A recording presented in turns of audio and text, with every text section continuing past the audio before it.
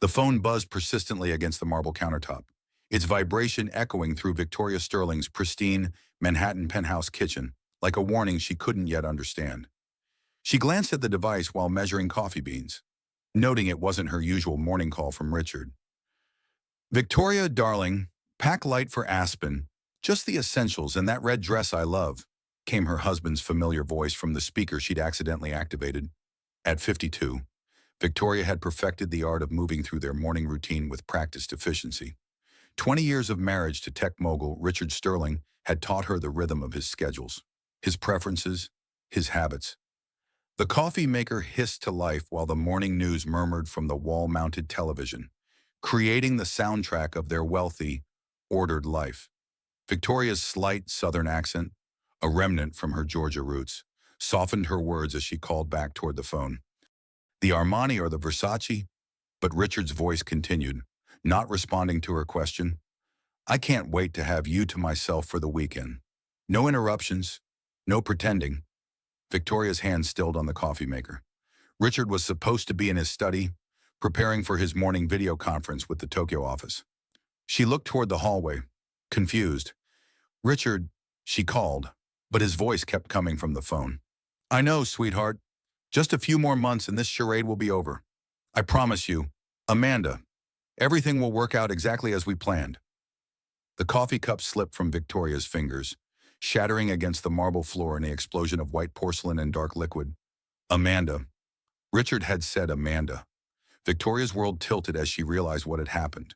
Her phone had died during the night, and in her morning routine, she'd grabbed Richard's identical device from the charging station. She was listening to his private conversation with another woman. "Richard, honey, when are you telling her I can't keep pretending I don't exist?" came an unfamiliar voice, young and confident in a way that made Victoria's stomach clench. "Soon, darling. The timing has to be perfect. Victoria can't suspect anything until all the pieces are in place." Victoria stood frozen in her silk pajamas. Carmen, the housekeeper's arrival, still an hour away. Miguel, the driver, not due until 9.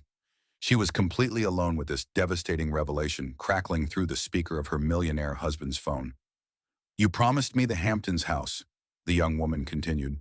"I've already been planning the renovations, and you'll have it. Amanda, everything I told you will be yours. The prenup protects us both.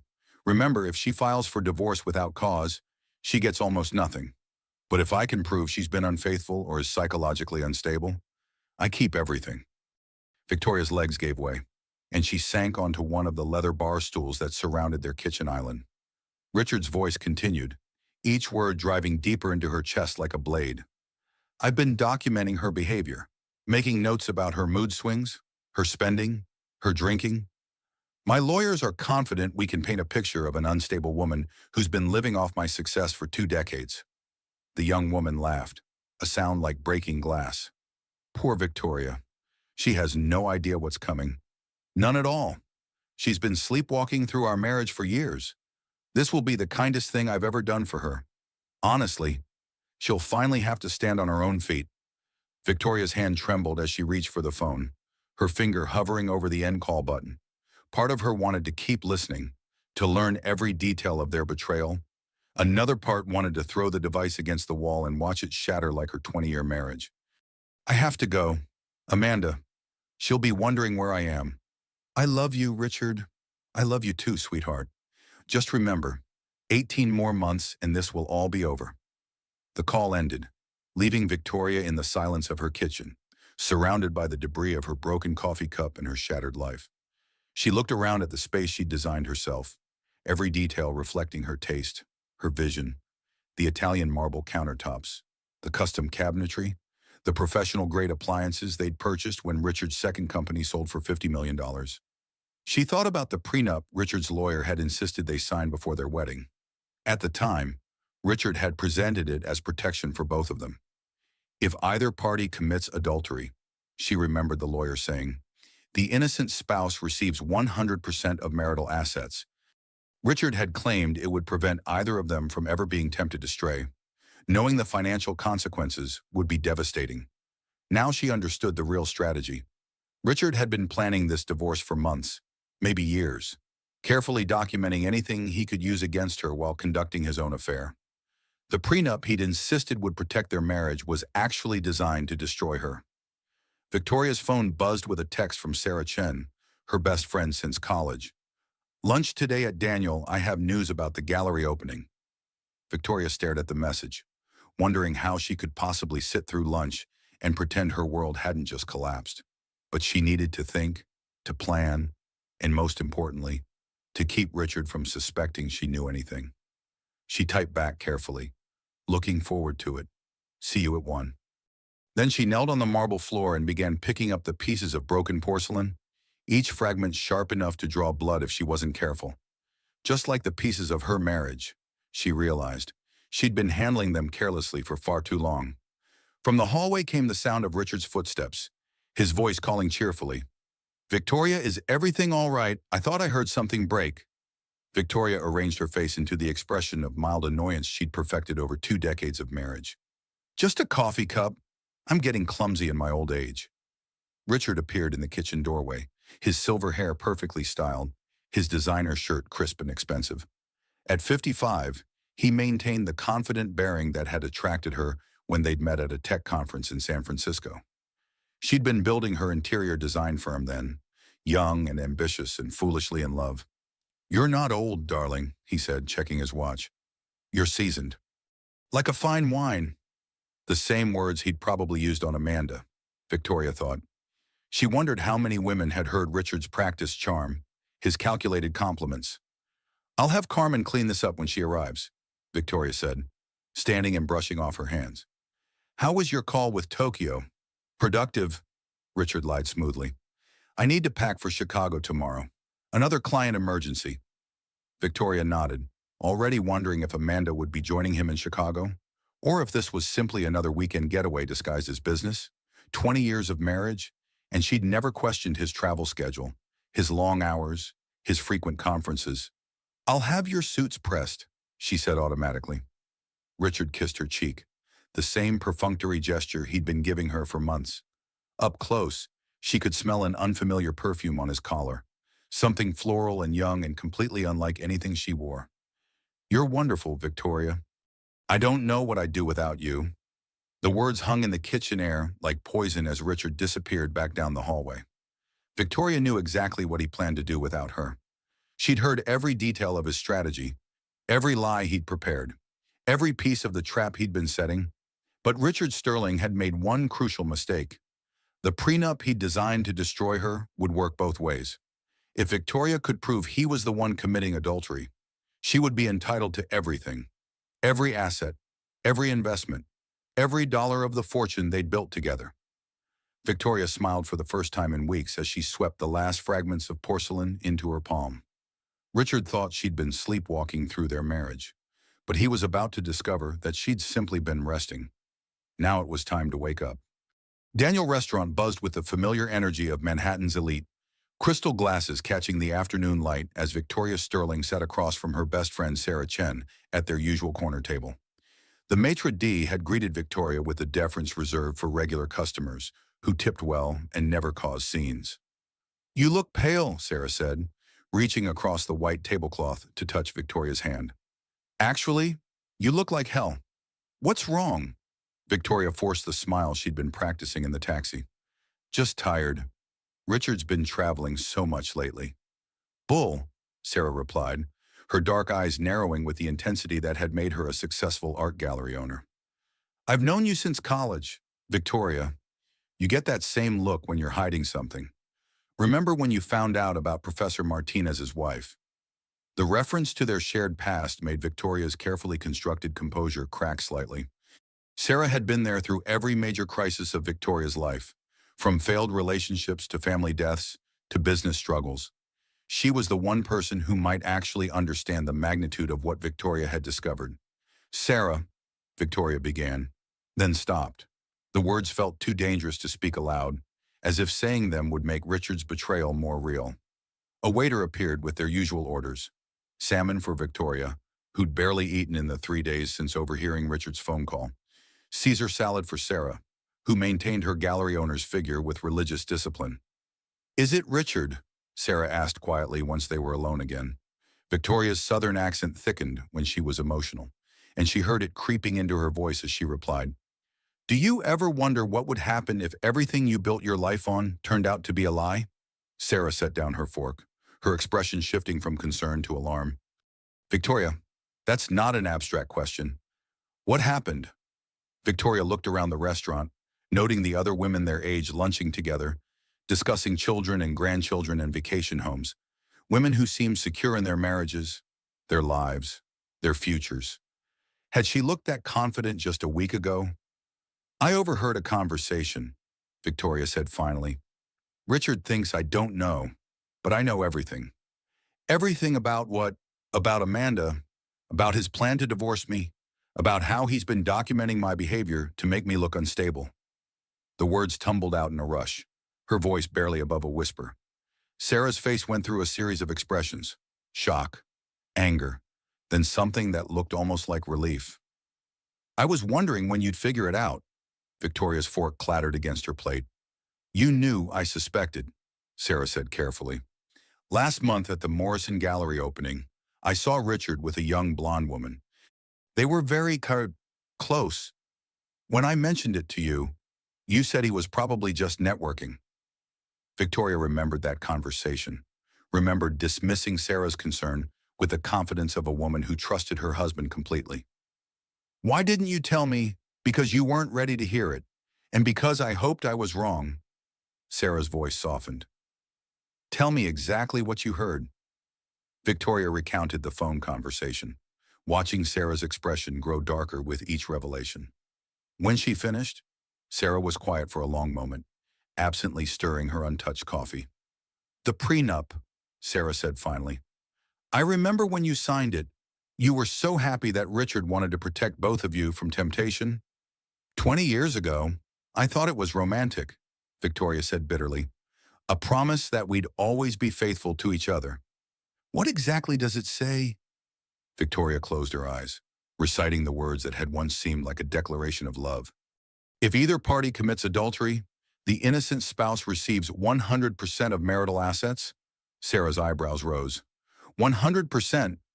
Richard's lawyer insisted on the language, said it would be a strong deterrent against infidelity for both parties. "Victoria," Sarah said slowly, "do you understand what this means if you can prove Richard is cheating? You get everything. All of it." "I know," Victoria said, "but proving it won't be easy. Richard is careful, and he has excellent lawyers. Better than his conscience, apparently." Sarah leaned forward. "What are you going to do?" Victoria thought about the question she'd been asking herself for 3 sleepless nights. Her first instinct had been to confront Richard immediately, to scream and cry and demand explanations. But 20 years of marriage to a calculating man had taught her the value of patience and strategy. "I'm going to investigate," Victoria said. "Carefully, quietly. I need evidence that will hold up in court. Can I help?" "You already are, just by listening. I need to keep pretending everything is normal while I figure out how much Richard has hidden from me." Sarah reached into her purse and pulled out a business card. "Patricia Kowalski, best divorce attorney in Manhattan. I know her through the gallery world. She's represented several wealthy women in nasty divorces." Victoria took the card, feeling its weight like a weapon. "Sarah, what if I'm wrong? What if there's an explanation? Honey, you heard him planning to frame you as unstable. You heard him promise another woman your house? There's no innocent explanation for that?" The truth of Sarah's words settled over Victoria like a heavy blanket. She thought about the life she'd built with Richard, the compromises she'd made. When they'd married, she'd been building a successful interior design firm, working with high-end clients, making a name for herself in Manhattan's competitive design world. Richard had convinced her to sell the firm after his first company's success, arguing that they didn't need the stress of 2 demanding careers. "I'll support you while you build your dream projects," he'd promised. "No more difficult clients or tight deadlines. You can take on only the jobs you love." But the dream projects had never materialized. Instead, Victoria had found herself managing their social calendar, their homes, their image. She'd become a full-time wife to a millionaire husband, her own ambitions slowly suffocating under the weight of his expectations. "I gave up everything for him," Victoria said, surprised by the anger in her own voice. My business, my independence, my identity, I became exactly what he wanted me to be. And now he's throwing you away for a younger model, Sarah said bluntly. But Victoria, you're not the same woman you were 20 years ago. You're stronger now, even if you don't feel it. I feel like I'm drowning. Then learn to swim. Fast. Sarah signaled for the check. Start with the lawyer. Patricia will tell you exactly what evidence you need and how to get it. Victoria looked at the business card again, running her thumb over the embossed letters. Patricia Kowalski, attorney at law, specializing in high net worth divorce cases. What if Richard finds out I'm investigating him? Then you'll deal with it. But Victoria, you can't unknow what you know. This marriage is over. The only question now is whether you're going to let him destroy you or whether you're going to fight back. Victoria thought about Amanda's confident voice on Richard's phone, discussing renovation plans for the Hamptons house Victoria had decorated herself. She thought about Richard's careful documentation of her unstable behavior, his plan to paint her as a gold digger who'd contributed nothing to their marriage. I'm going to fight, Victoria said, her voice steady for the first time in days. Richard thinks I've been sleepwalking through our marriage, but he's about to find out I was just saving my energy. Sarah smiled, the first genuine smile Victoria had seen from her friend in months. There's the Victoria Sterling I remember, the one who built a design firm from nothing and scared the hell out of every competitor in Manhattan. That woman feels like a stranger to me now. Then it's time to reintroduce yourself. And Victoria, when this is over, you're going to be free, really free, for the first time in 20 years. Victoria left the restaurant with Patricia Kowalski's business card in her purse and a plan forming in her mind. Richard Sterling had spent months preparing to destroy her, but he'd made one crucial miscalculation. He'd underestimated the woman he'd married, the woman who'd been quietly watching and learning and preparing for a battle he didn't even know was coming. The prenup Richard had designed as her prison was about to become his own trap, and Victoria Sterling was going to make sure he fell into it. Victoria Sterling sat in her home office, the space she'd designed as a sanctuary but now felt like a war room. Richard had left for Chicago that morning, kissing her cheek with the same practiced affection he'd shown for months while promising another woman her house. The irony wasn't lost on her. She'd waited 2 hours after Miguel dropped Richard at the airport before beginning her investigation, her laptop open to their joint bank account statements. 20 years of marriage had given her access to most of their financial information, but she was beginning to understand how little she'd actually been paying attention. The credit card statements told a story she'd been blind to for months. Expensive restaurants she'd never visited, charged to Richard's American Express card on nights when he'd claimed to be working late. Le Bernardin last Tuesday, when he'd texted her that he was stuck in budget meetings. Four Seasons restaurant 3 weeks ago, when he'd said he was having dinner with potential investors. Victoria's fingers trembled as she scrolled through the charges. Each entry felt like a small betrayal, evidence of a parallel life Richard had been living while she arranged their dinner parties and managed their social calendar. Hotel charges appeared with suspicious frequency. The St. Regis in San Francisco, 2 nights when Richard had claimed he needed to travel alone to close a difficult deal. The Ritz-Carlton in Boston, charged to his corporate card but listed as personal expenses. Each hotel stay showed room service charges for 2, champagne and strawberries at prices that made Victoria's stomach turn. Romantic weekend getaways, she whispered to herself, charged to our account while I stayed home planning his birthday party. But it was the jewelry purchases that made her hands shake with rage.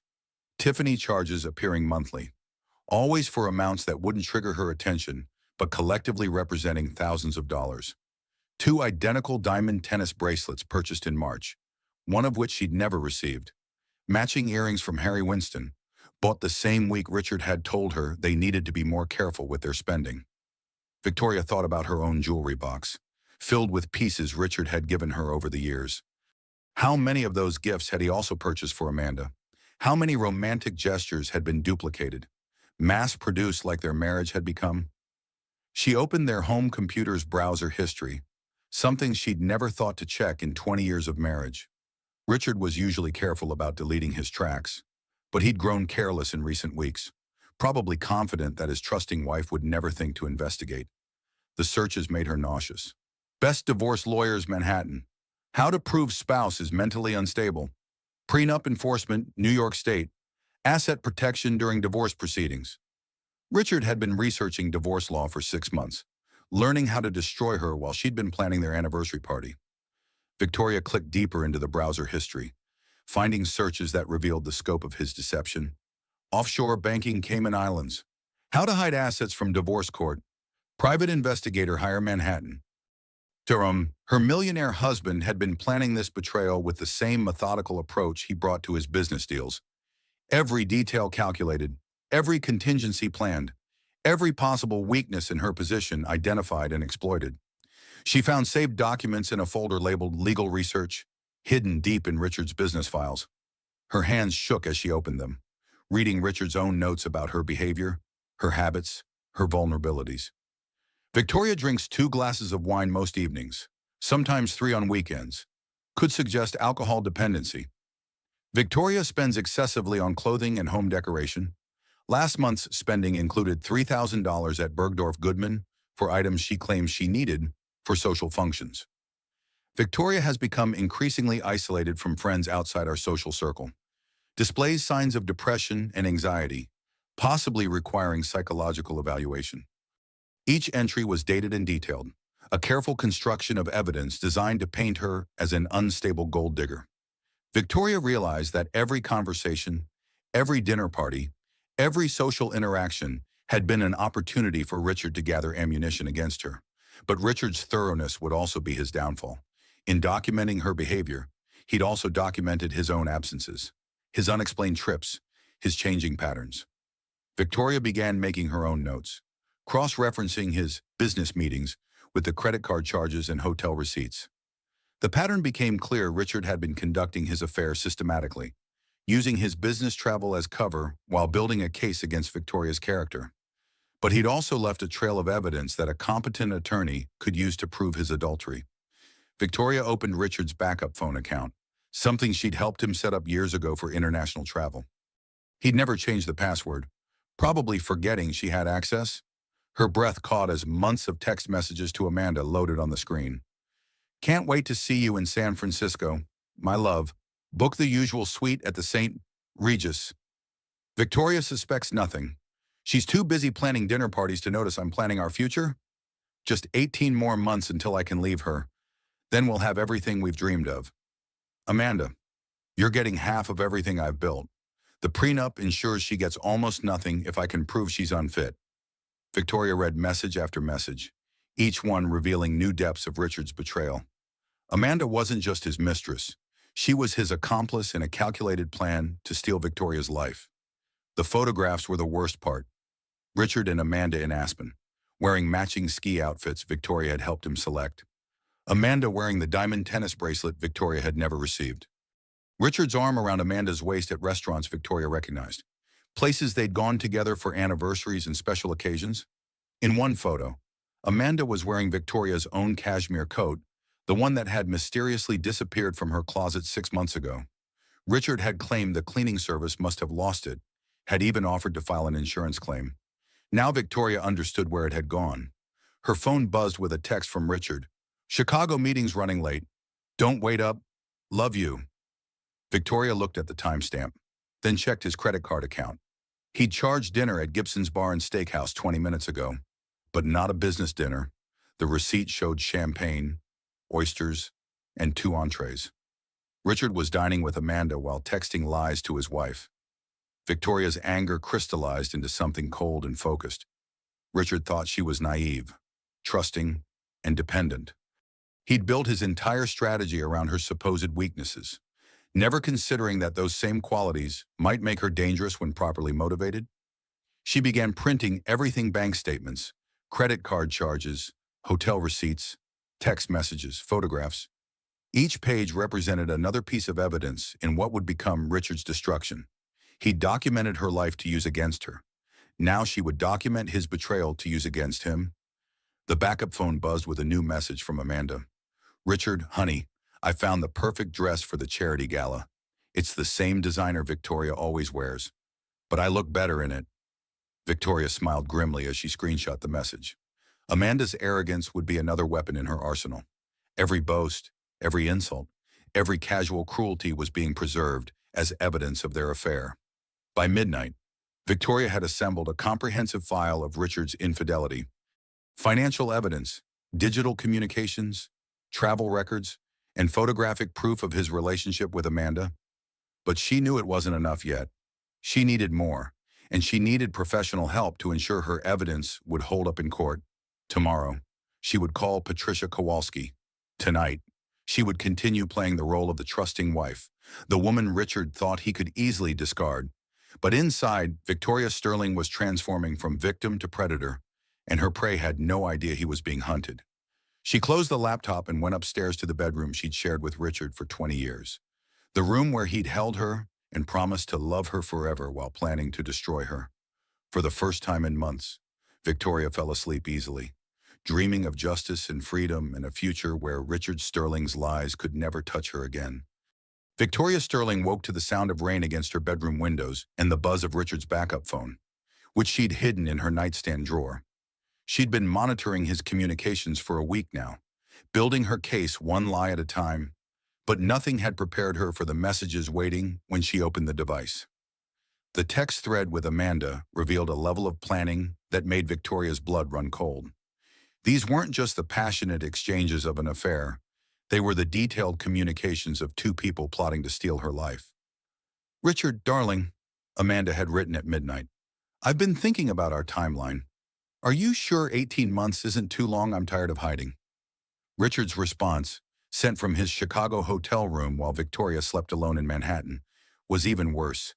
"Be patient, sweetheart. Victoria is more suspicious lately.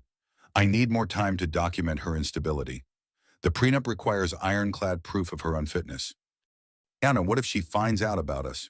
"She won't. Victoria lives in a bubble of designer clothes and charity lunches. She hasn't questioned my travel schedule once in 20 years. She's too dependent on the lifestyle I've provided to risk losing it."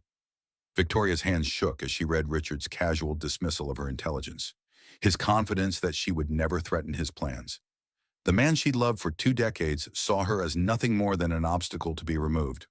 Amanda's response revealed even more disturbing details. "I can't wait to redecorate the Hamptons house. Those awful florals Victoria chose are so dated. I'm thinking modern minimalist. Maybe some Basquiat pieces for the living room? Whatever you want. Love, once the divorce is final, everything will be ours.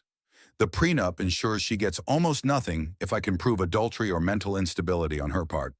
How are you going to prove she's unstable? I've been documenting everything.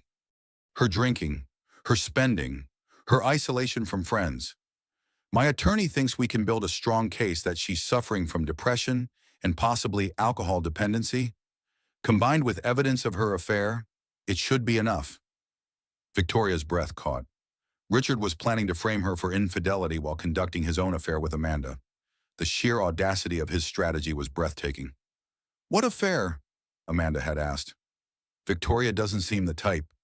"She doesn't have one yet," Richard replied, "but she will. I'm going to create the evidence we need." Victoria set the phone down, her mind reeling. Richard wasn't just planning to divorce her, he was planning to destroy her reputation, her credibility, and her future. The prenup that was supposed to protect their marriage had become the weapon he would use to leave her with nothing. She scrolled through more messages, each one revealing new layers of their conspiracy. Amanda wasn't just some young mistress seduced by a married man. She was an active participant in planning Victoria's destruction, already making lists of which friends she wanted to keep and which social commitments she planned to abandon. "I ran into that awful Patricia Morrison at Bergdorf yesterday," Amanda had texted. "She asked me how I knew you. I told her I was consulting on your new office design. She seemed to believe it. Good thinking. The more people who see us together professionally, the better. It provides cover for our relationship." Victoria recognized Patricia Morrison's name. She was one of Victoria's oldest friends, someone who'd known her since before her marriage to Richard. That Amanda was already lying to Victoria's friends, already establishing herself in Victoria's social circle, felt like a violation beyond the affair itself. The photographs in their message thread were even more devastating. Amanda wearing Victoria's jewelry at restaurants Victoria had never visited.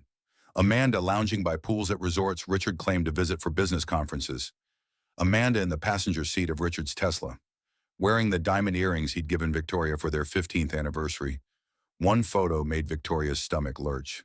Amanda was standing in what looked like a real estate office, holding keys and smiling triumphantly. The message attached read, "Just signed the lease on our love nest, 2 bedrooms on the Upper East Side, walking distance to your office. Can't wait to play house with you." Richard had been setting up a second home with Amanda, while Victoria managed their primary residences. He'd been building a parallel life, complete with shared living space and joint financial commitments. Victoria found Amanda's Instagram account linked in one of their conversations. The young woman's profile was a carefully curated collection of luxury lifestyle photos, designer handbags, expensive dinners, exotic vacations. Many of the locations Victoria recognized as places she'd visited with Richard. But the photos were dated months after their trips. Richard had been taking Amanda to their special places, recreating romantic moments from his marriage while planning to end it. The betrayal felt like a physical assault, each image another blow to her sense of reality. Amanda's bio read, "Interior design consultant, living my best life in NYC." She'd stolen Victoria's profession along with her husband, presenting herself as an expert in the field Victoria had abandoned to support Richard's career. Victoria scrolled through Amanda's followers, recognizing several names from their social circle. People who knew Victoria and Richard as a couple were following his mistress, possibly unaware of the connection, but unknowingly validating Amanda's presence in their world. The most recent photos showed Amanda at events Victoria remembered attending alone, claiming Richard was traveling for business. The Marlborough Gallery opening last month, where Victoria had felt overdressed and out of place, Amanda had been there too, photographed with people Victoria knew, establishing herself as part of their social ecosystem. Victoria's phone rang, startling her from her investigation. Richard's name appeared on the screen, and she answered with the cheerful tone she'd been perfecting for weeks. "Good morning, darling. How was your evening in Chicago?" "Exhausting," Richard lied smoothly. "Client dinners always run too late. I'm looking forward to being home tonight." Victoria checked Amanda's Instagram story, posted just hours ago. A photo of champagne glasses at what looked like a hotel bar, with the caption, "Perfect night with my favorite person." The timestamp showed it was taken while Richard was supposed to be in business meetings. "I missed you," Victoria said, testing how easily the lies came to him now. "I missed you too, sweetheart. I'll make it up to you this weekend. Maybe we can drive to the Hamptons.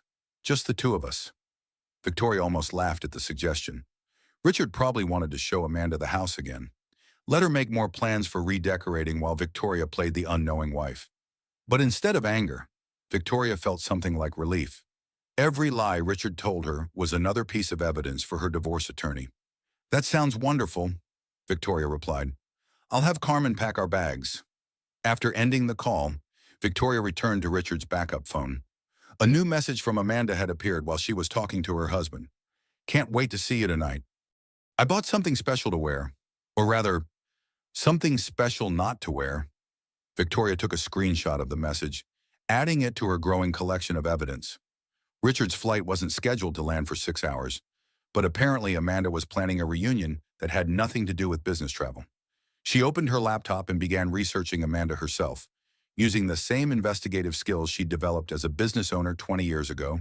Social media accounts, professional profiles, public records.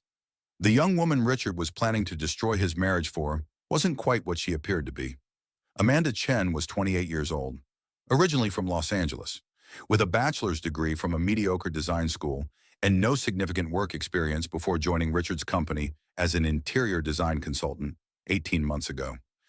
Her salary, which Victoria found in their business filings, was disproportionate to her qualifications or responsibilities. More interesting was Amanda's financial history. Credit reports showed significant debt before she'd started working for Richard, followed by a dramatic improvement in her circumstances. New car loan, expensive apartment lease, designer shopping habits that exceeded her stated income. Richard had been supporting Amanda's lifestyle while telling Victoria they needed to be more careful with their spending. Victoria found Amanda's previous social media posts before she'd started curating her image as a successful Manhattan professional. Photos from Los Angeles showed a different person: struggling actress, working restaurant jobs, posting about auditions and rejections and financial stress. Amanda had reinvented herself as an interior designer to get close to Richard, targeting him specifically for his wealth and status. The realization hit Victoria like a physical blow. She wasn't just being replaced by a younger woman. She was being replaced by a professional gold digger who'd studied Richard's weaknesses and exploited them. Amanda had researched her target, learned his preferences, and presented herself as exactly what he wanted while planning to take everything he'd built. But Amanda had made the same mistake Richard had. She'd underestimated Victoria Sterling, the woman who'd built a successful design firm from nothing, who'd navigated Manhattan's competitive social world for 20 years, who'd supported Richard's career while maintaining her own identity beneath the surface. Victoria saved every message, every photo, every piece of evidence that would prove Richard's infidelity and Amanda's role in destroying their marriage. The prenup that was supposed to protect their union would instead become the instrument of Richard's destruction. Justice, Victoria realized, was going to be sweeter than revenge, and she was going to serve it to both of them on a silver platter, gift-wrapped with the evidence of their own arrogance and stupidity. The elevator in Patricia Kowalski's building climbed toward the 42nd floor. With the smooth efficiency Victoria had come to associate with serious money and serious power. The law firm of Kowalski, Brennan and Associates, occupied 3 floors of a Manhattan skyscraper, their reputation built on representing wealthy women in high-stakes divorce proceedings. Victoria clutched her leather portfolio containing 2 weeks' worth of evidence against Richard and Amanda. She'd printed everything: financial records, hotel receipts, text messages, photographs, and Amanda's social media posts. The documentation filled a 3-inch binder that felt like a weapon in her hands. "Mrs. Sterling," the receptionist said with professional warmth, "Ms. Kowalski is ready for you." Patricia Kowalski's corner office overlooked Central Park, its floor-to-ceiling windows providing a view that probably cost more per month than most people's salaries. The attorney herself was a woman in her early 60s, silver-haired and sharp-eyed, with the kind of confidence that came from winning battles other lawyers wouldn't dare fight.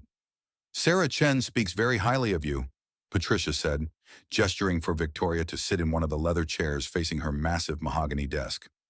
"She tells me you're dealing with a cheating husband and a prenup situation." "It's more complicated than that," Victoria replied, opening her portfolio. "My husband has been planning to divorce me for months while conducting an affair. He's been documenting my behavior to make me appear unstable, hoping to use our prenup against me." Patricia's eyebrows rose slightly. "Tell me about this prenup." Victoria recited the term she'd memorized 20 years ago. If either party commits adultery, the innocent spouse receives 100% of marital assets. 100%? Patricia leaned forward. "That's unusual. Most prenups limit alimony and asset division, but they rarely transfer everything to the innocent party." Richard's lawyer insisted on the language. He said it would prevent either of us from being tempted to stray. "And now your husband is the one straying." Patricia's smile was predatory. "I've been practicing family law for 30 years, and I can tell you that wealthy men who insist on infidelity clauses in their prenups are usually the ones planning to cheat. They just want to make sure their wives won't dare to leave them first." Victoria pulled out the first section of her evidence file. "I have documentation of Richard's affair going back 18 months. Text messages, photographs, financial records, travel receipts. He's been conducting a relationship with his interior design consultant while building a case that I'm mentally unstable." Patricia examined the documents with the methodical attention of a surgeon. She read through Richard's text messages, studied the hotel receipts, and reviewed the credit card statements with professional detachment. "This is excellent work," Patricia said finally. "Your husband has been remarkably careless for someone planning such an elaborate deception. These text messages alone prove adultery beyond any reasonable doubt." "There's more," Victoria said, pulling out Amanda's social media posts and financial records. "The other woman has been documenting their relationship online and spending money Richard has been giving her while telling me we need to reduce our expenses."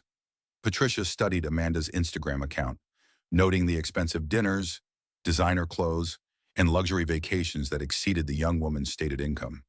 "She's not very bright. Is she posting evidence of her affair with a married man where anyone can see it? Richard doesn't think I'm smart enough to investigate them. Well, he's about to learn otherwise." Patricia set the documents aside and looked directly at Victoria. Mrs. Sterling, with this evidence, you have an excellent chance of enforcing your prenup exactly as written. Your husband's adultery is provable, which means you would be entitled to receive 100% of marital assets. What does that include exactly? Patricia consulted the financial documents Victoria had provided.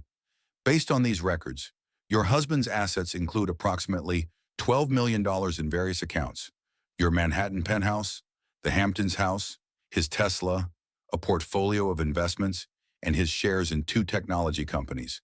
Under the prenup terms, all of it would become yours.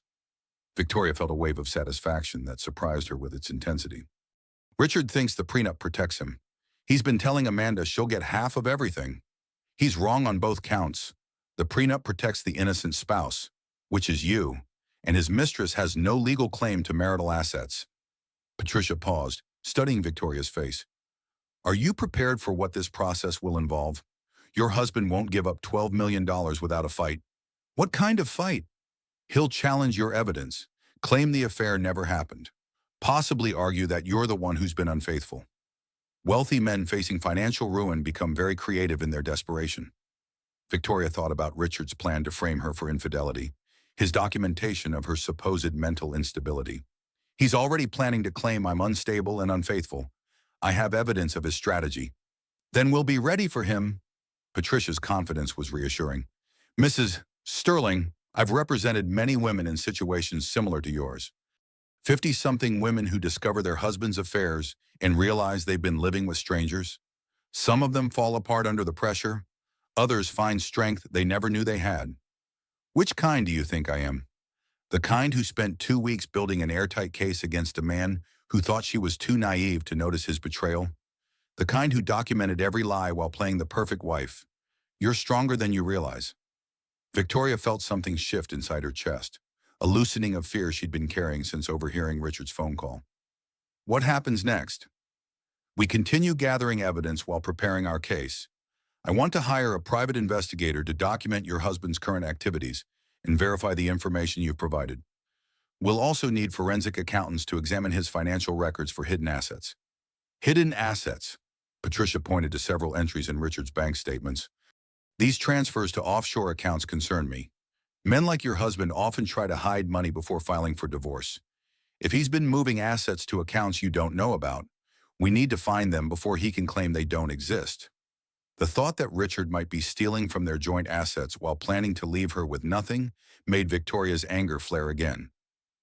How long will this take? Gathering evidence and preparing our case. 3 to 6 months, depending on how cooperative your husband's attorneys are. But Mrs. Sterling, you have something most of my clients don't have. What's that? Time and the element of surprise? Your husband doesn't know you're aware of his affair. That gives us a significant advantage in gathering evidence and preparing our strategy. Victoria left Patricia's office with a retainer agreement and a sense of purpose she hadn't felt in months. The attorney had confirmed what Victoria had suspected: Richard's careful planning would become his downfall, and the prenup he'd designed to trap her would instead become his prison. But as she walked through Manhattan toward her empty penthouse, Victoria realized the legal battle was only part of her transformation. For 20 years, she'd been Richard Sterling's wife, her identity wrapped up in his success and their shared life. Soon, she would be Victoria Sterling again, independent and free, but also starting over at 52. The prospect was terrifying and exhilarating in equal measure. Richard thought he was discarding her for a younger model, but he was actually setting her free to become the woman she'd been before she'd met him. And that woman, Victoria was beginning to remember, had been formidable. The coffee shop Patricia had chosen for the meeting was the kind of anonymous Manhattan place where conversations disappeared into the background noise of espresso machines and laptops. Victoria arrived early, claiming a corner table where she could watch the door while reviewing the notes she'd prepared for this encounter.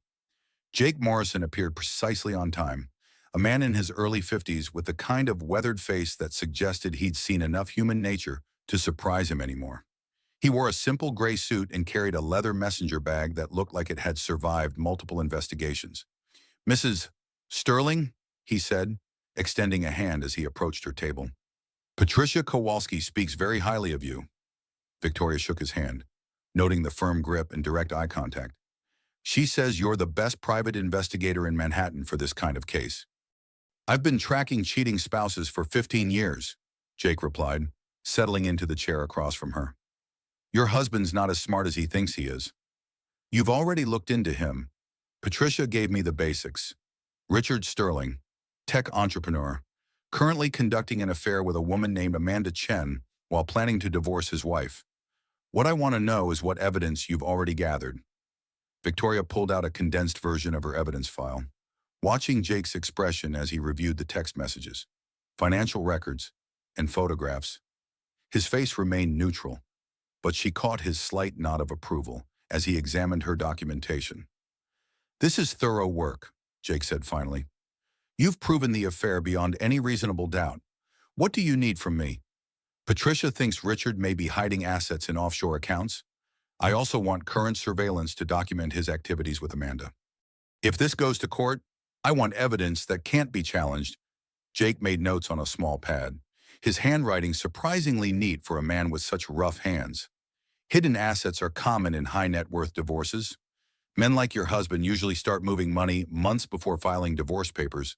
The offshore transfers you found are definitely suspicious. Can you trace them?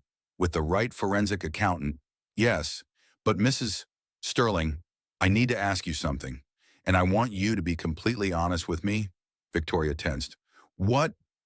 Are you prepared for what we might find? In my experience, wealthy men who plan elaborate divorces usually have more secrets than just affairs. Your husband may be involved in financial improprieties, tax evasion, even business fraud. Are you ready to learn everything about the man you've been married to for 20 years? The question hit Victoria harder than she'd expected. For weeks, she'd been focused on proving Richard's adultery and protecting herself from his divorce strategy. But Jake was right. Men who lied to their wives about fundamental aspects of their lives rarely limited their deception to personal relationships. I need to know everything, Victoria said. Whatever you find, I can handle it. Good, because in cases like this, the affair is usually just the tip of the iceberg. Jake closed his notebook and leaned forward.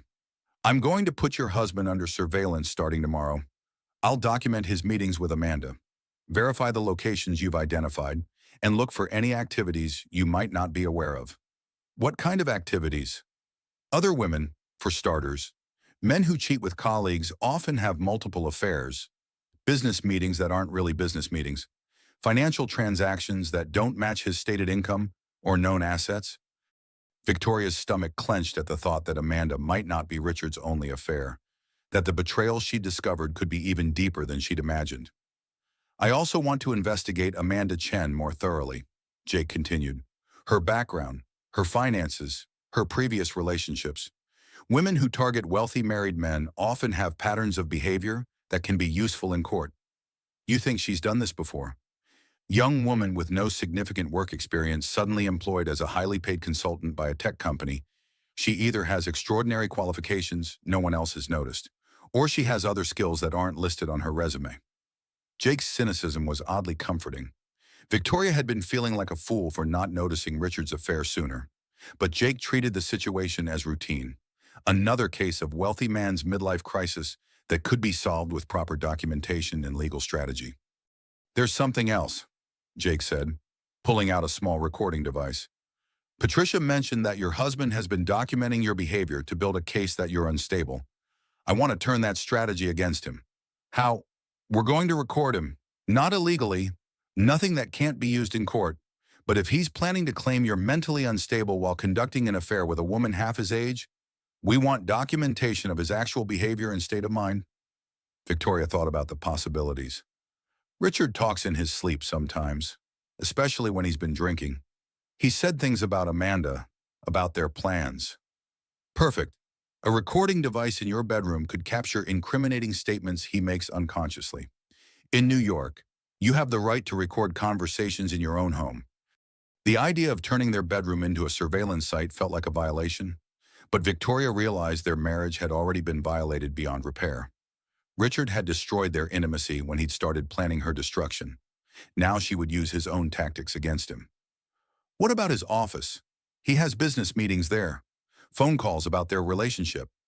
Too risky, His office is private property controlled by him, and recording business conversations could expose you to legal problems. But if he brings Amanda to your home or has phone conversations about their affair in your presence, we can document those. Jake outlined a surveillance plan that would track Richard's movements for 6 weeks, documenting his relationship with Amanda while investigating his financial activities. The cost was substantial, but Patricia had assured Victoria that successful enforcement of the prenup would more than cover all legal and investigative expenses. One more thing, Jake said as they prepared to leave. Your husband is going to notice changes in your behavior eventually. Men who are planning to leave their wives often become hyper-aware of any signs that their plans have been discovered. You need to be careful not to tip him off before we have everything we need. I've been playing the perfect wife for 3 weeks. I can keep it up. Can you? Because in my experience, women in your situation go through stages. First shock, then anger, then a desire for confrontation. You're in the anger phase now, but you haven't hit the point where you want to make him suffer for what he's done to you. Victoria considered Jake's warning. He was right about her anger, the cold fury that had been growing stronger each day as she discovered new layers of Richard's betrayal. But she also knew that premature confrontation would only give Richard time to cover his tracks and prepare his defenses. I want him to suffer, Victoria admitted, but I want him to suffer legally, financially, and permanently. That requires patience. Jake smiled for the first time during their meeting. Mrs. Sterling, you're going to be just fine. Your husband picked the wrong woman to underestimate. As Victoria walked home through Central Park, she reflected on how much her life had changed in just 1 month. She'd gone from trusting wife to private investigator to potential divorcee seeking justice through the legal system. Each step had revealed strength she'd forgotten she possessed, skills she'd developed during her years as a business owner that could be adapted to fighting for her future. Richard Sterling thought he was discarding her for a younger model, but he was actually liberating a woman who'd been quietly building power and knowledge for 2 decades. And that woman was about to show him exactly how dangerous it was to underestimate someone who had nothing left to lose and everything to gain. Victoria Sterling stood in her penthouse kitchen, the same marble countertop where she'd first overheard Richard's betrayal, now serving as her command center for revenge. 6 weeks of surveillance by Jake Morrison had provided devastating evidence of Richard's affair, his financial deceptions, and his plans to destroy her. Now it was time to turn his own strategy against him. Richard entered the kitchen, checking his phone with the distracted air of a man managing multiple lives. Good morning, darling. Any plans for today? Actually, yes, Victoria said, her voice bright with manufactured enthusiasm. I've been thinking about your 50th birthday next month. I want to throw you a proper celebration. Richard's expression shifted slightly, caught off guard by her unexpected initiative. For months, Victoria had been withdrawing from their social obligations, claiming fatigue or headaches. Her sudden interest in party planning didn't match the pattern of behavior he'd been documenting for his attorneys. That's thoughtful, Victoria, but I was hoping for something quieter this year. Maybe just dinner with a few close friends. Nonsense, Victoria replied, pulling out the notebook where she'd been planning this trap for weeks. 50 is a milestone. We should celebrate properly. I'm thinking the Hamptons house. Maybe 60 guests, catered by Daniel. Something worthy of your success. She watched Richard's face carefully, noting the conflict between his desire to appear normal and his obvious discomfort with a large celebration that would require extensive planning and coordination. A party would mean guest lists, schedules, and logistics that could interfere with his affair and his divorce timeline. Victoria, that sounds expensive and complicated. Maybe we should wait until next year when business is less demanding. Richard Sterling, you've built 2 successful companies and accumulated $12 million in assets. I think we can afford to celebrate your accomplishments properly. Victoria's tone was playfully chiding, but she watched his reaction to her mention of their total wealth. Richard's eyes narrowed slightly. Victoria had never shown much interest in their exact financial position, preferring to let him manage their investments and business affairs. Her sudden knowledge of their net worth was a deviation from her usual pattern of benign neglect. How do you know our assets total $12 million? Richard asked carefully. I've been paying more attention to our finances lately, Patricia Morrison mentioned that her husband always involves her in their investment decisions, and I realized I've been too passive about our money. Victoria's explanation was reasonable and delivered with perfect casual confidence. I handle our finances because you said you found them boring, and I appreciate that, darling. But I'm 52 years old, and I should understand our financial position better. What if something happened to you? Victoria's concern sounded genuine, masking her real knowledge of Richard's offshore accounts and hidden assets. Richard relaxed slightly, probably interpreting her interest as age-appropriate anxiety about financial security rather than evidence gathering for a divorce. Of course, I'll have my accountant prepare a summary of our holdings for you. Thank you. Now, about your party. I really think we should do something special. I could invite everyone from your Stanford reunion, maybe some of your business associates, the people we haven't seen socially in months. Victoria was testing another element of her trap. Richard's carefully constructed timeline for his divorce required maintaining his image as a stable, happily married man until he was ready to file papers claiming Victoria's instability. A large social gathering would force him to play the devoted husband while managing his relationship with Amanda. I suppose a small celebration wouldn't hurt, Richard said slowly. But Victoria, I don't want anything too elaborate. Keep the guest list under 40 people. Of course, darling. I'll start making calls today. Victoria's smile was warm and wifely, concealing her satisfaction at having maneuvered Richard into accepting her plan.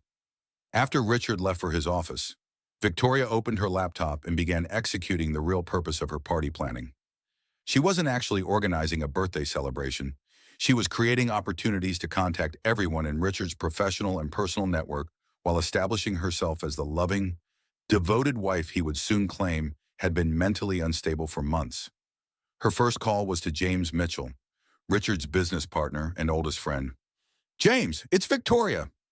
I'm planning a surprise 50th birthday party for Richard next month and wanted to make sure you could attend. That's wonderful, Victoria. Richard's lucky to have someone who puts so much thought into celebrating him.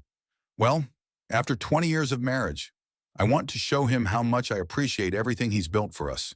He's been working so hard lately, traveling constantly for business. I sometimes feel like I barely see him anymore. Victoria's tone was affectionate, but tinged with just enough wistfulness to plant seeds of sympathy. If Richard later claimed she'd been neglectful or unsupportive, James would remember her as a loving wife concerned about her husband's demanding schedule. Richard does work too hard, James agreed, but he's always been driven. Even in college, he was obsessed with becoming successful. I just want him to know how proud I am of everything he's accomplished. Sometimes I worry he doesn't realize how much I admire him. By the end of the call, James was convinced that Victoria Sterling was a devoted wife planning a heartfelt celebration for her hardworking husband. When Richard's attorneys later tried to paint her as an unstable, neglectful spouse, James would contradict their narrative with evidence of her loving behavior. Victoria made similar calls throughout the morning, contacting business associates, college friends, and social acquaintances. Each conversation was carefully crafted to reinforce her image as a supportive wife while gathering information about Richard's recent behavior and travel schedule. Dr. Elizabeth Warren, Richard's longtime physician, was particularly informative. Victoria, how thoughtful of you to plan this celebration. Richard mentioned during his last appointment that he was concerned about your mood lately. He seemed to think you might be going through a difficult period. Victoria's grip tightened on the phone. Richard had been discussing her with their doctor, probably laying groundwork for his claims about her mental health. I have been feeling a bit overwhelmed lately.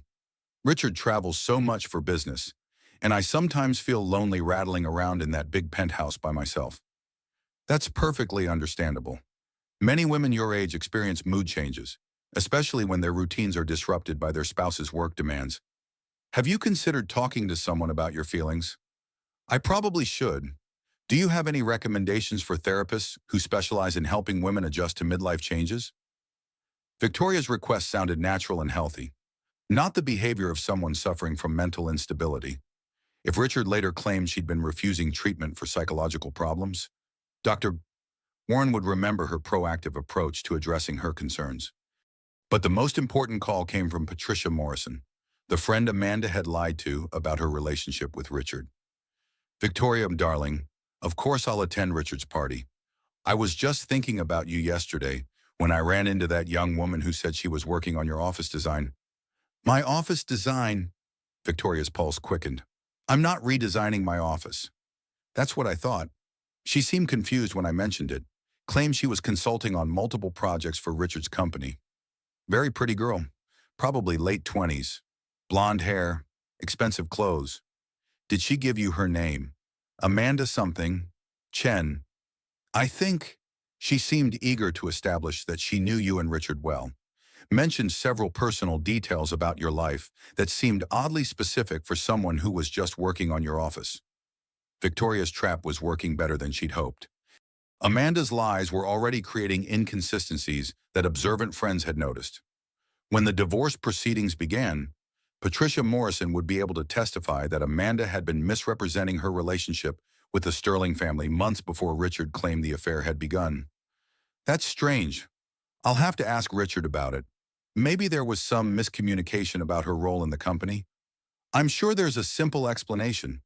Richard's always been very professional about maintaining boundaries with his employees. Victoria smiled grimly at Patricia's confidence in Richard's professionalism. Soon, her friend would learn exactly how wrong she'd been about Richard's character and boundaries. That evening, Richard returned home with an unusual bouquet of roses and a bottle of expensive champagne. I've been thinking about what you said this morning, about celebrating properly.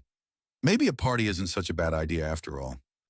Victoria accepted his kiss and the flowers, wondering what had changed his mind. What brought this on? I realized you're right about marking milestones. 50 is significant, and we should acknowledge everything we've built together. Richard's voice carried an odd emphasis on together, as if he was testing her reaction to the word. I'm so glad you're excited about it.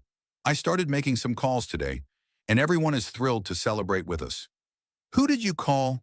Victoria listed the names carefully, watching Richard's expression for signs of concern or recognition. When she mentioned Dr. Warren and Patricia Morrison, she caught a flicker of something that might have been worry. You called Elizabeth Warren, just to make sure she and David could attend. She mentioned that you'd been concerned about my mood lately. I appreciate you looking out for my well-being. Darling? Richard's smile was strained. I just want to make sure you're happy. Victoria, you've seemed distant lately, and I worry about you when I'm traveling. I have been feeling lonely. All your business trips, the late meetings, the weekend conferences. Sometimes I feel like I'm married to a ghost. Victoria's tone was wistful rather than accusatory, but she was sending a clear message she'd noticed his absences and their impact on her emotional state. Business has been demanding lately, but things should calm down after this Chicago project is finished.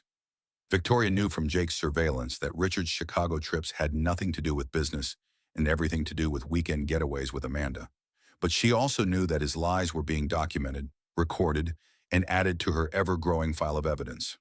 I understand, darling. Your success has given us everything we have. I would never want to be the kind of wife who complains about her husband's dedication to providing for his family. Richard visibly relaxed at her reassurance, probably interpreting her understanding as evidence that his strategy of conditioning her to accept his absences was working. He had no idea that Victoria was playing a longer game, one that would end with his complete destruction. As they shared the champagne and planned his birthday celebration, Victoria reflected on how much power came from letting people underestimate you. Richard thought he was manipulating a naive and dependent wife who would be easily discarded when he was ready to move on. Instead, he was feeding information to a woman who was carefully documenting every lie, every inconsistency, and every piece of evidence that would soon destroy him.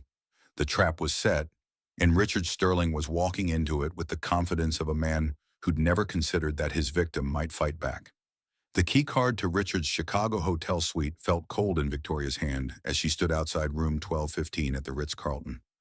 Jake Morrison's surveillance had confirmed that Richard and Amanda were spending the weekend together, supposedly celebrating the completion of another business deal. But Victoria had reviewed Richard's actual business calendar and knew he had no clients in Chicago this weekend. She'd flown to Chicago that morning using their joint credit card, the same card that would show Richard's own charges at this hotel.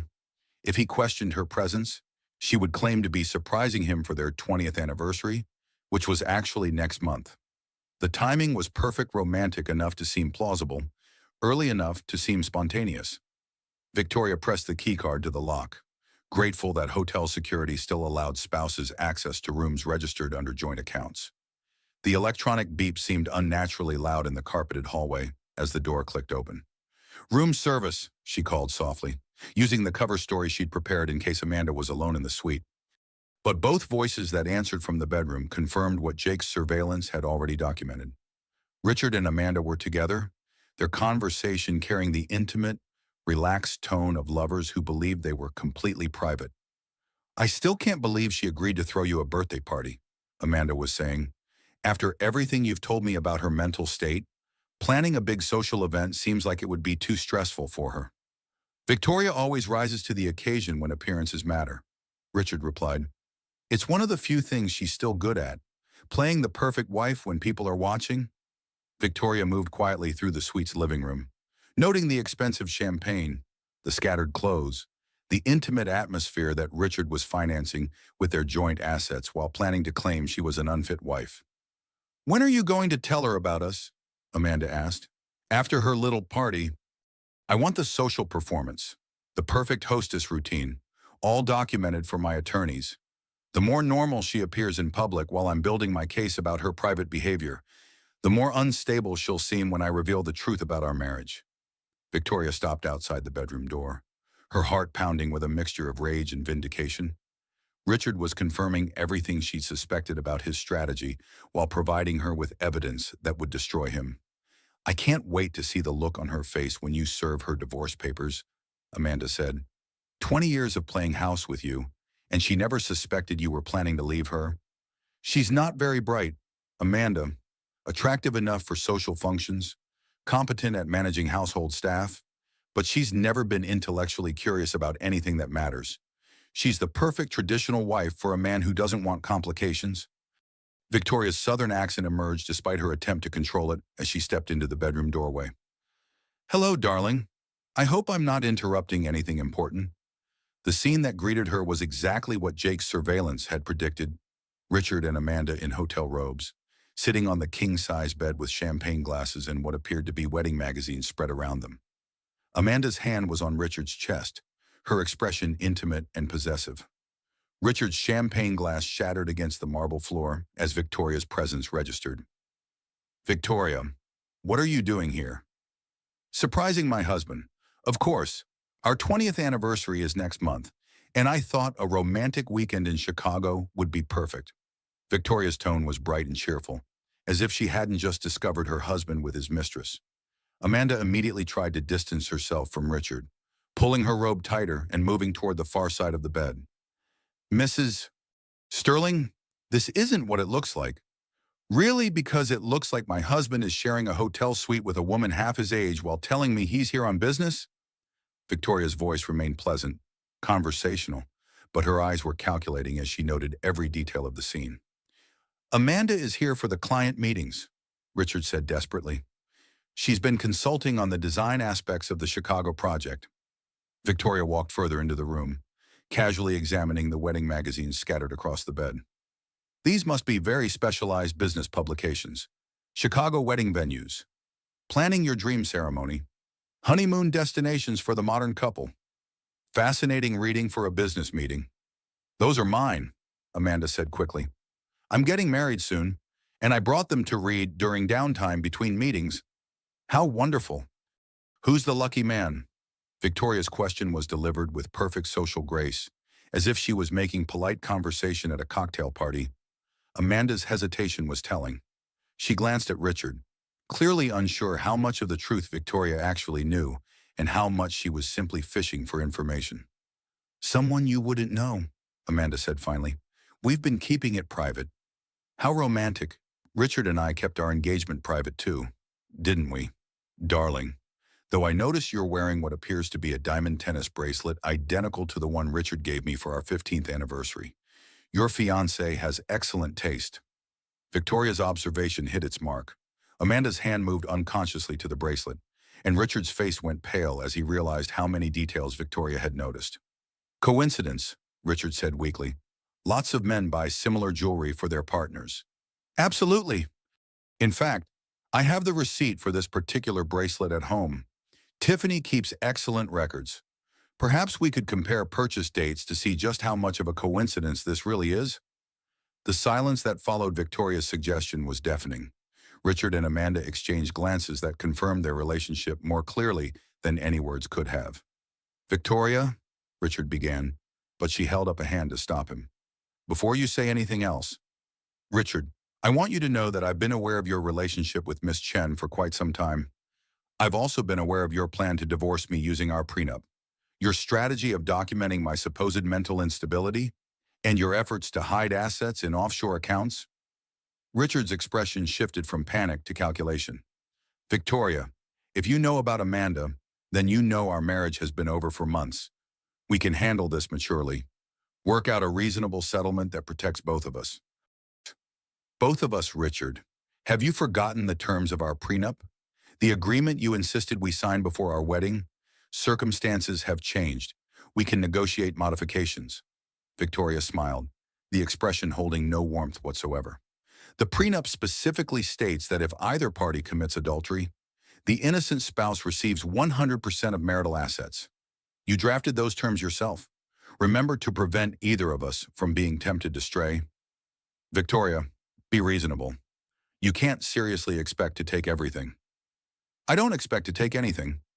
Richard, I expect to receive exactly what our legal agreement specifies. 100% of marital assets, which based on the financial records I've reviewed, totals approximately $12.5 million. Amanda spoke for the first time since Victoria's revelation.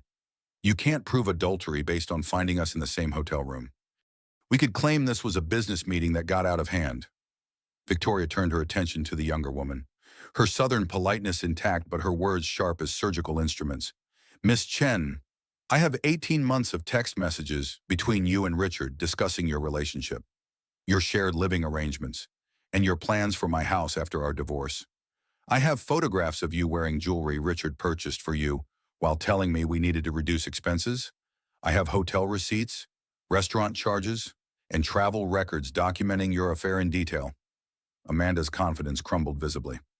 "Those are private communications. Communications sent using company equipment and personal devices that Richard carelessly left accessible to his wife. Everything obtained legally and admissible in court."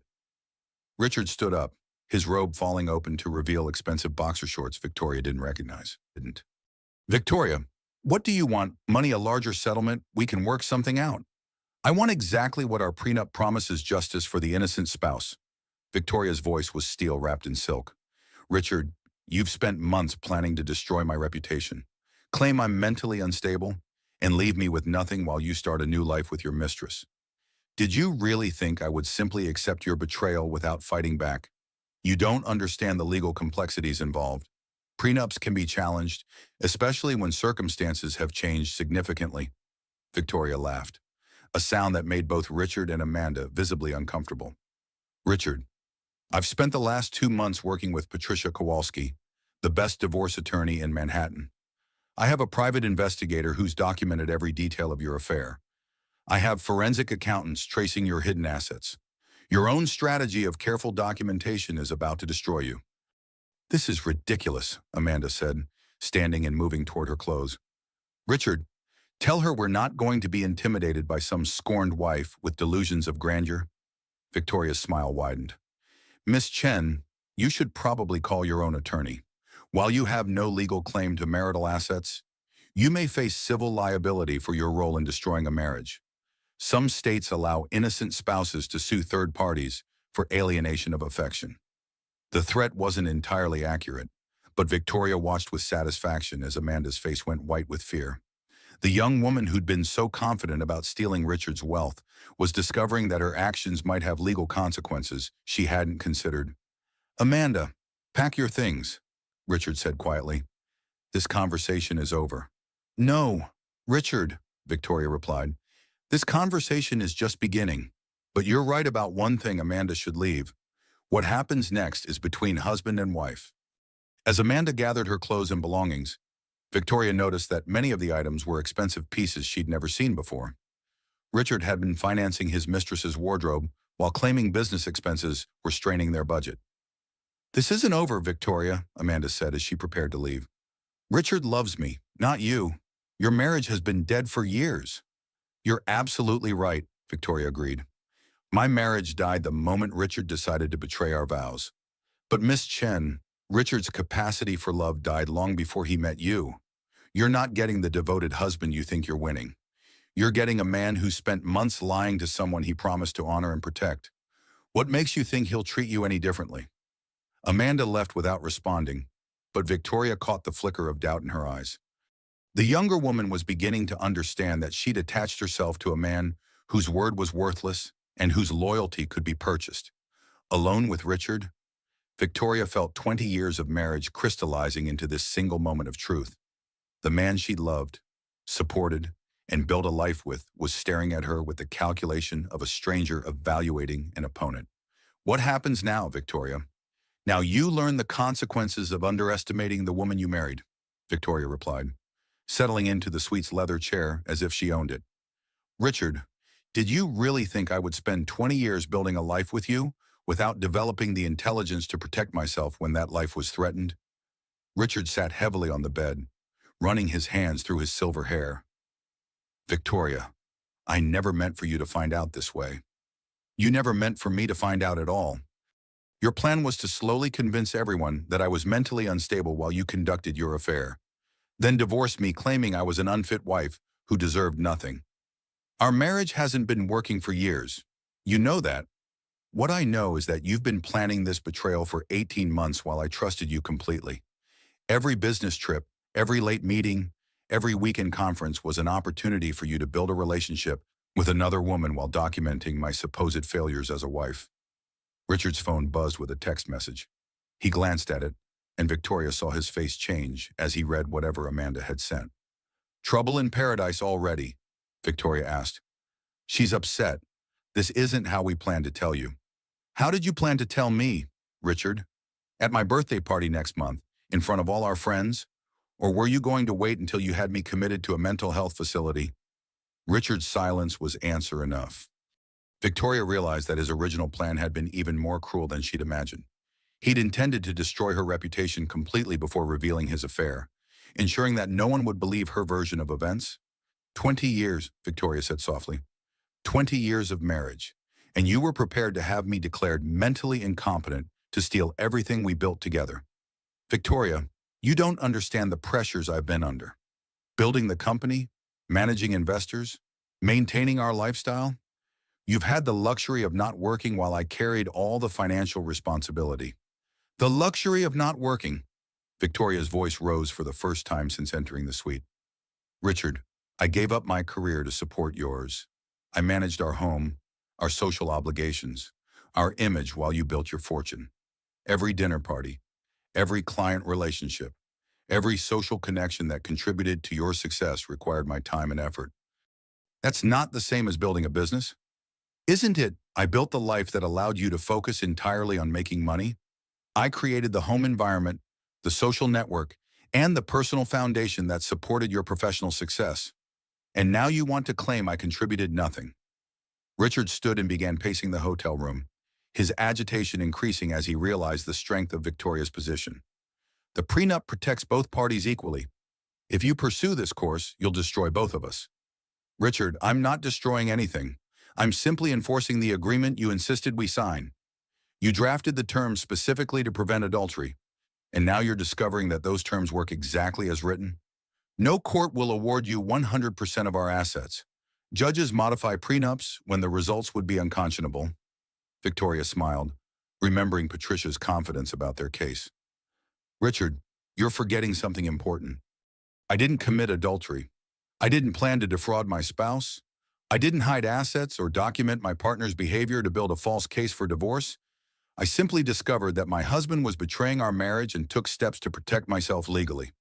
You've been investigating me for months. That's hardly the behavior of an innocent spouse. I've been protecting myself from a man who was planning to destroy me. Every piece of evidence I've gathered documents your actions, not mine. I never violated our marriage vows. Richard, you did. Richard's phone buzzed again, and this time he answered it. Amanda, I can't talk right now. He listened for a moment, his expression growing darker. No, don't do anything stupid. I'll call you later. More trouble? Victoria asked as he ended the call. She's threatening to go public with our relationship if I don't leave you immediately. How romantic. Your mistress is already trying to manipulate you with ultimatums. Richard, this is the woman you're destroying our marriage for, someone who threatens to expose your affair when things don't go exactly her way. Amanda is young. She doesn't understand the complexities of the situation. She understands perfectly.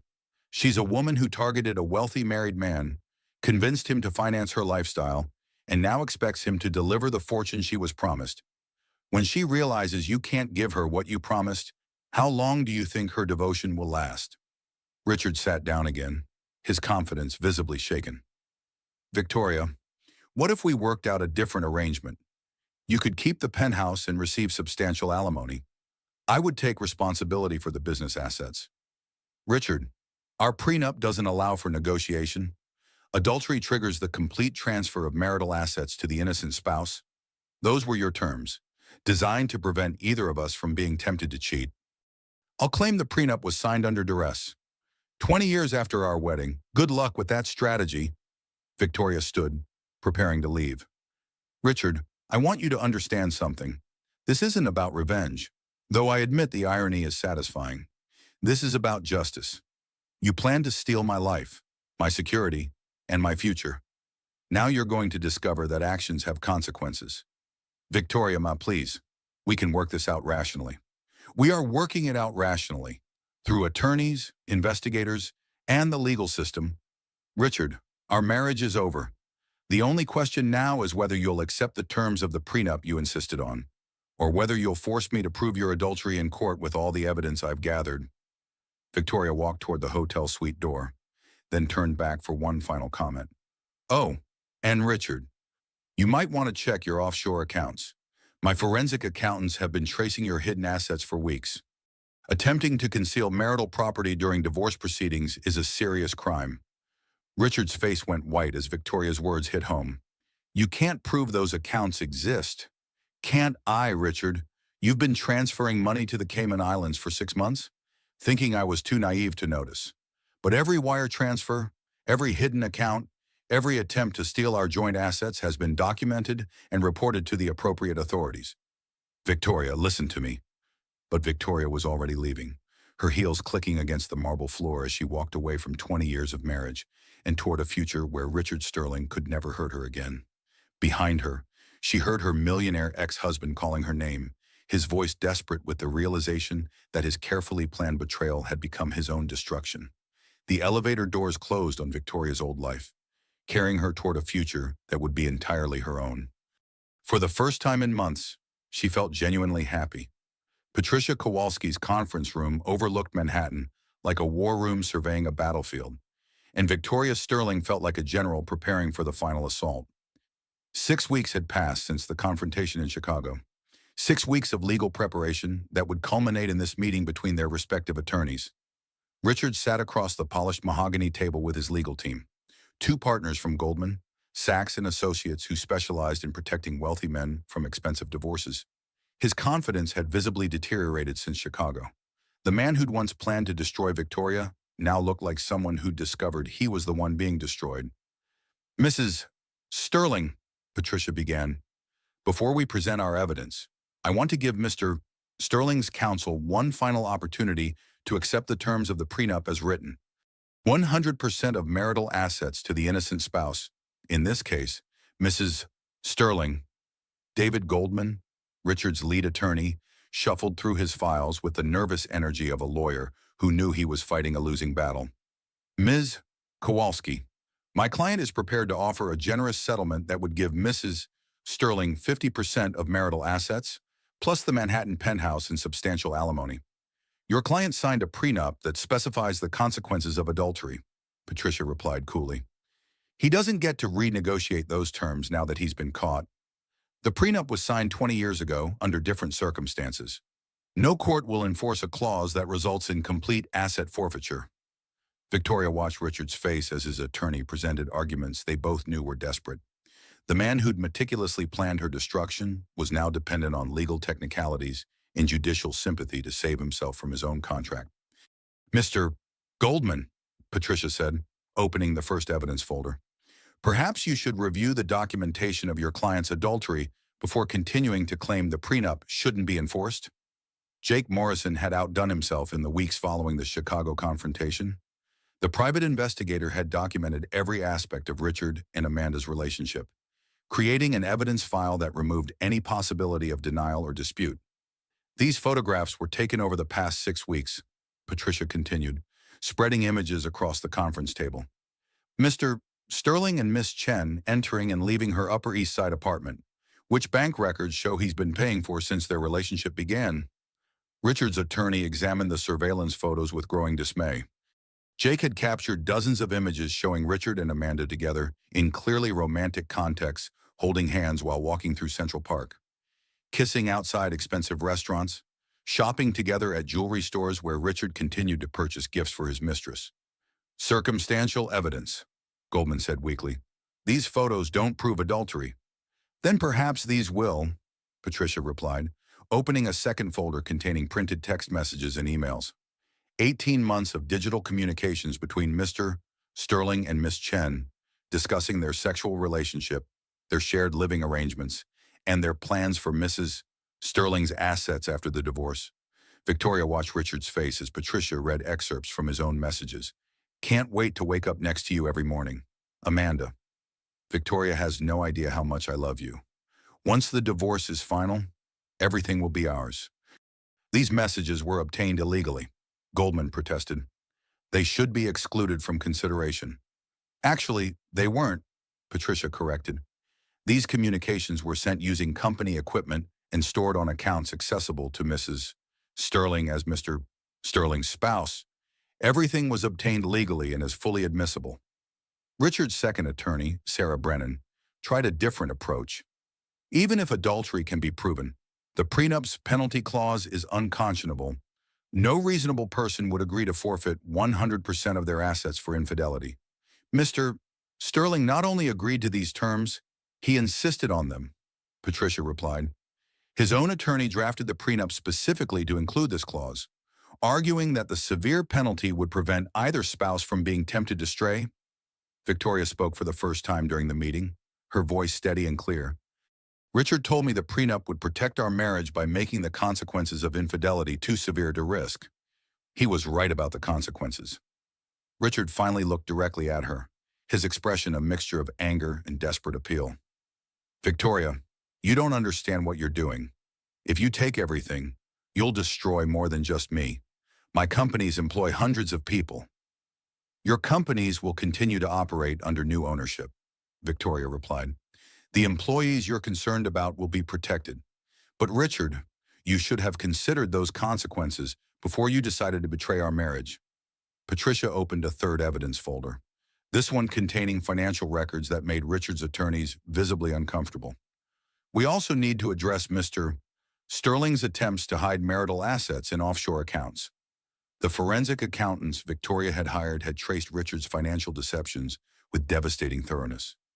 Over 6 months, he transferred nearly $2 million to accounts in the Cayman Islands and Switzerland, apparently planning to claim these assets didn't exist when the divorce proceedings began. These transfers represent marital property that Mr. Sterling attempted to conceal from his spouse, Patricia explained.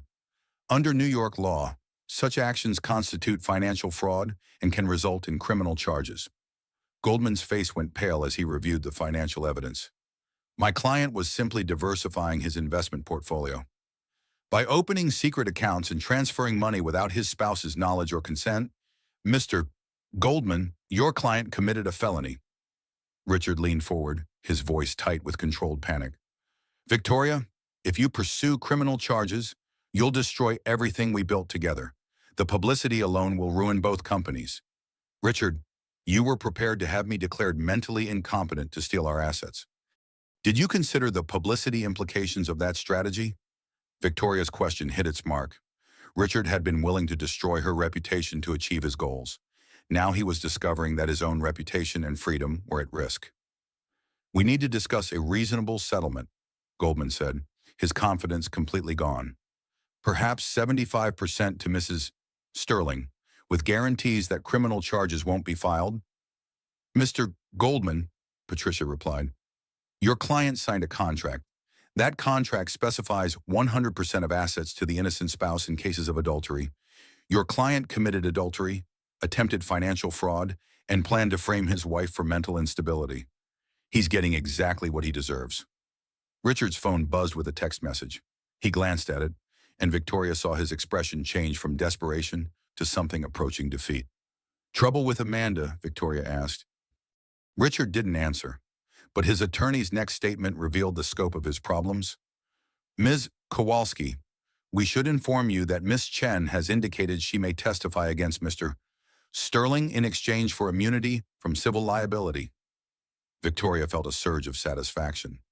Amanda's loyalty had lasted exactly as long as it took her to realize that Richard couldn't deliver the wealth he'd promised. Now the woman who'd helped plan Victoria's destruction was preparing to betray her co-conspirator to save herself. What is Miss Chen prepared to testify about? Patricia asked. Goldman consulted his notes reluctantly. She claims Mr. Sterling promised her half of his marital assets and discussed strategies for proving Mrs. Sterling was mentally unstable. She has recordings of conversations where Mr. Sterling detailed his plans for the divorce. Victoria almost laughed. Richard's mistress had been recording their conversations, probably as insurance against exactly this situation. The man who documented Victoria's behavior to use against her had been documented by his own lover. Richard, Victoria said softly, you chose to betray a woman who loved and trusted you for someone who was using you from the beginning. How does it feel to discover that Amanda was planning her exit strategy before you even filed for divorce? Richard's composure finally cracked completely. Victoria, but please, I know I made mistakes, but we can work this out. I'll accept the prenup terms, sign over the assets, whatever you want. Just don't destroy me completely.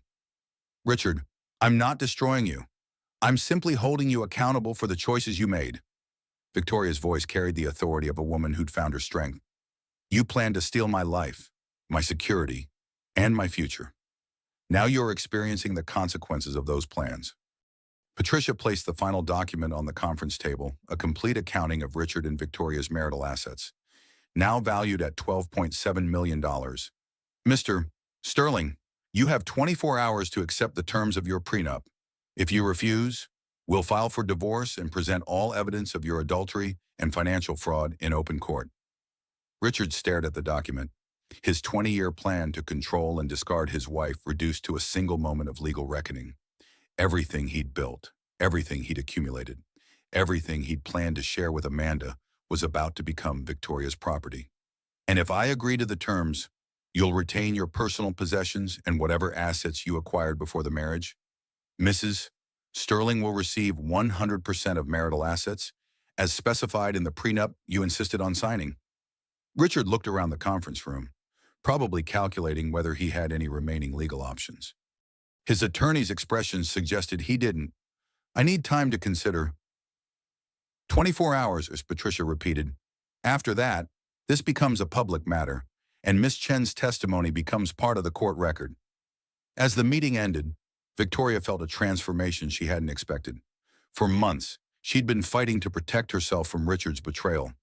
Now she realized she'd been fighting for something more, her right to live without fear, without deception, and without the constant threat of someone who claimed to love her while planning her destruction.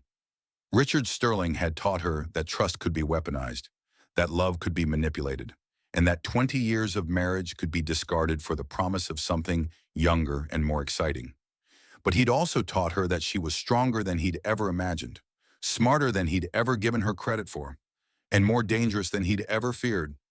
Tomorrow, Richard would sign the papers that transferred everything to Victoria. The prenup that was supposed to protect their marriage would instead become the instrument of his complete defeat, and Victoria Sterling would finally be free to build a life that belonged entirely to her. 6 months after Richard signed the divorce papers that transferred $12.7 million to his ex-wife, Victoria Sterling stood in the living room of her new penthouse, smaller than the one she'd shared with Richard, but entirely hers. Sunlight streamed through floor-to-ceiling windows that overlooked Central Park, illuminating the space she'd designed to reflect her own taste rather than someone else's expectations. Victoria, this place is incredible, Sarah Chen said, settling into one of the custom-designed chairs that showcased Victoria's eye for combining comfort with style. You look 10 years younger than you did last year. I feel like I'm finally awake, Victoria replied, pouring coffee from the machine she'd chosen because she loved it, not because it matched someone else's kitchen aesthetic. For 20 years, I was living someone else's dream. Now I'm building my own. The transformation had been remarkable even to Victoria herself. Within 2 months of the divorce settlement, she'd reopened Sterling Design, the interior design firm she'd sold when she married Richard. But this time, she'd started with advantages she'd never had as a young entrepreneur: substantial capital, 20 years of social connections, and the wisdom that came from surviving betrayal and emerging stronger. The Architectural Digest feature was brilliant marketing, Sarah continued, thumbing through the magazine that had called Victoria Designer to watch how Victoria Sterling is redefining luxury living. 3 major clients from that article alone. Victoria smiled, remembering the photographer's surprise when she'd insisted on being photographed in her work clothes rather than designer gowns. The woman who'd once defined herself as a millionaire's wife was now being recognized for her own professional achievements. The best part is the work itself, Victoria said. I'm designing homes for people who want authentic beauty, not just expensive status symbols. It's the kind of work I always wanted to do, but never had the freedom to pursue. Her phone buzzed with a text from Jake Morrison, the private investigator who'd become an unexpected friend during the divorce proceedings. Saw the AD article. Proud of you.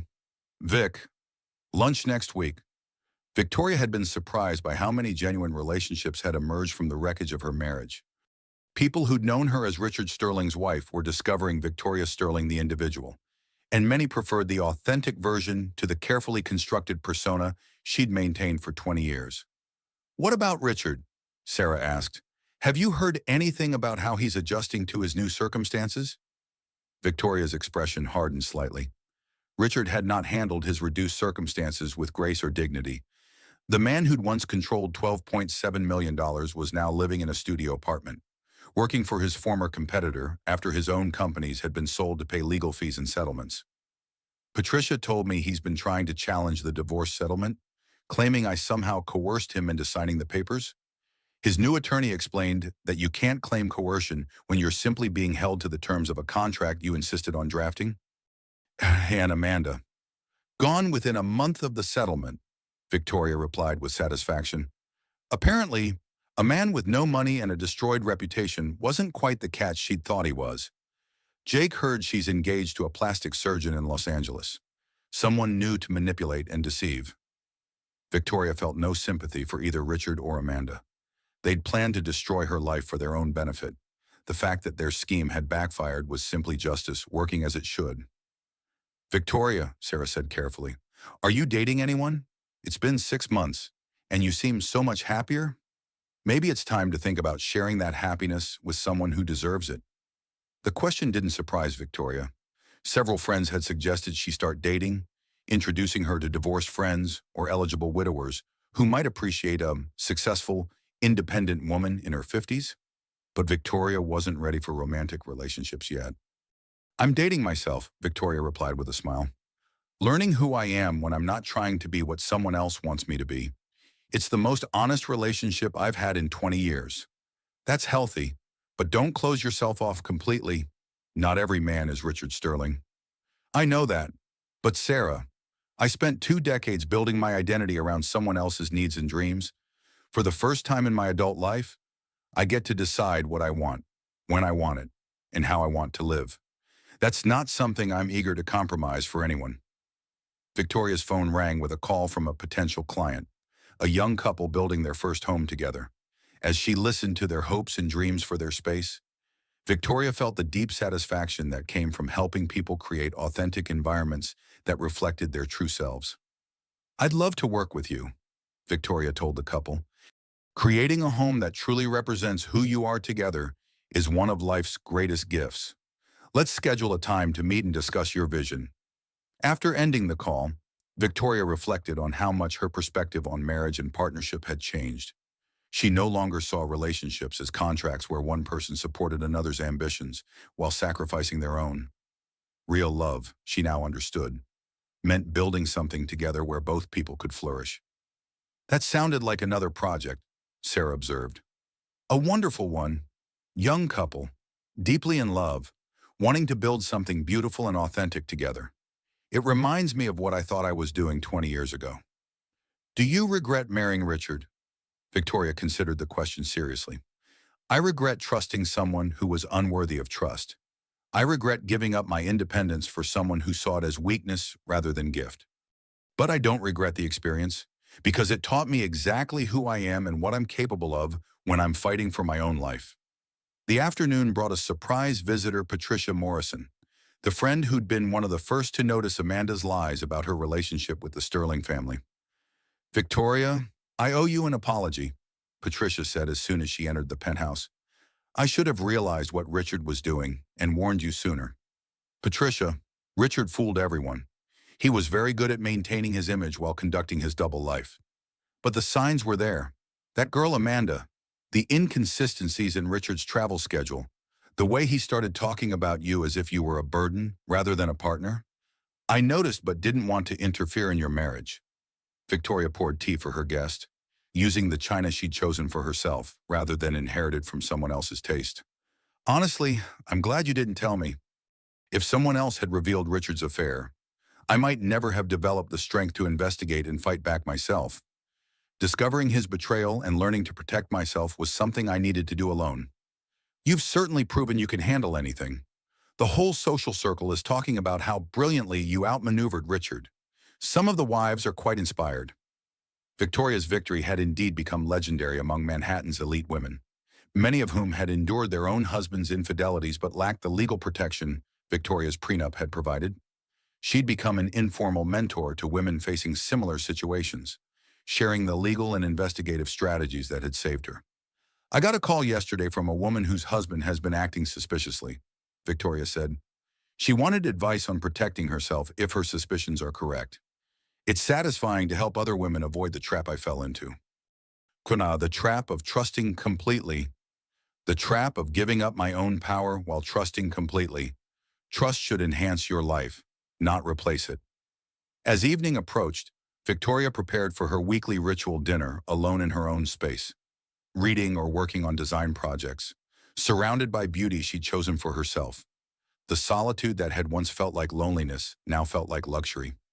Her phone buzzed with one final message of the day, this one from Richard himself. Victoria, I know you'll never forgive me, but I want you to know I realize what I lost.